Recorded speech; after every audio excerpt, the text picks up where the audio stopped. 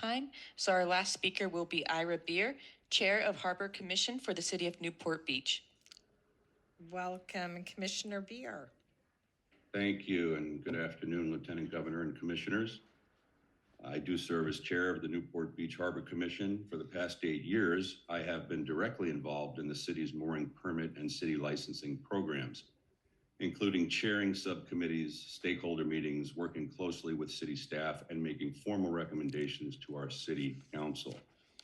From a public trust perspective, the core issue is straightforward.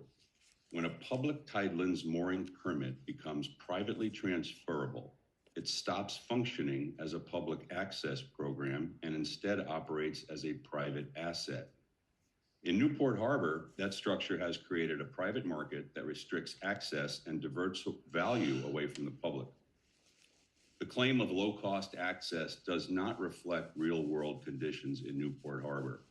Even where annual rates appear lower, new entrants are required to buy their way in through private transactions. Staff notes that a 40-foot mooring permit commonly sells for $40,000 to $60,000, creating a significant barrier to public access. Meanwhile, the public receives very little of that private transaction value. The city transfer fee is $1,260 for a 40-foot mooring, while private parties received over $2.5 million from mooring permit sales in 2024. The city received less than 3% of what was paid to private sellers at a time when the Tidelands Fund operated at about a $4.3 million deficit.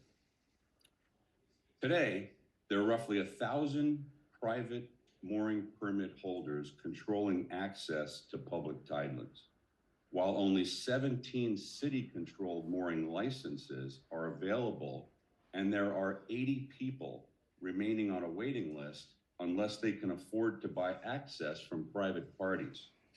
This disparity demonstrates, a few more seconds, please, why private transferability of city mooring permits undermines proper public trust administration and requires reform. This same principle does apply to residential piers. Staff's report raises those concerns. Residential pier rates appear below market. Rental area calculations do not fully reflect private use for public tidelands, and so on. I want to respectfully acknowledge that groups such as the Newport Mooring Association are advocating on behalf of existing mooring permit holders and their private interests. That advocacy is expected. However, the Commission's duty is to the statewide public interests and to the integrity of public trust lands. This is not about punishing current users. It's about restoring fairness, transparency, and broad public access while ensuring the Tidelands Fund is appropriately compensated. So for those reasons, I strongly support your staff's recommendation, and I urge the Commission to authorize staff to work with the City of Newport Beach and implement the proposed reforms in Tidelands. Doing so will help realign Newport Harbor's programs with public trust principles and ensure this remarkable public resource remains accessible to all. Thank you so much for your time and consideration. Thank you